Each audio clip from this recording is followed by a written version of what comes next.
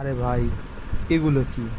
আচ্ছা, এটা তো জানার কথাই যে সামারি লেখার সময় the passage describes about, the poem explains about, এসব লেখা যায় না। কারণ আমরা এখানে কোনো প্যাসেজটা কী ডেসক্রাইব করে সেটা লিখছি না। আমরা এখানে প্যাসেজের ব্যাখ্যা লিখছি না।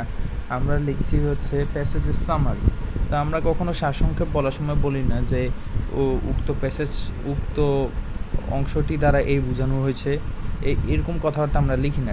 যা বোঝানো হচ্ছে জাস্ট ডিরেক্টলি আমরা লিখি। কিন্তু এখানে দেখেন, এখানে এক টানে এইচএসসির এই টেস্ট পেপারটি কেনার পরে আমি দেখি যে এক টানে ভুলের উপর ভুল লিখে রাখছে, ঠিক আছে। এবং টেস্ট পেপার কোনটা আমি বলে রাখি, এটা হচ্ছে এই যে এইচএসসি টেস্ট পেপার পাঞ্জেরির communicative English first and second paper এবং শর্ট সিলেবাসের উপরে।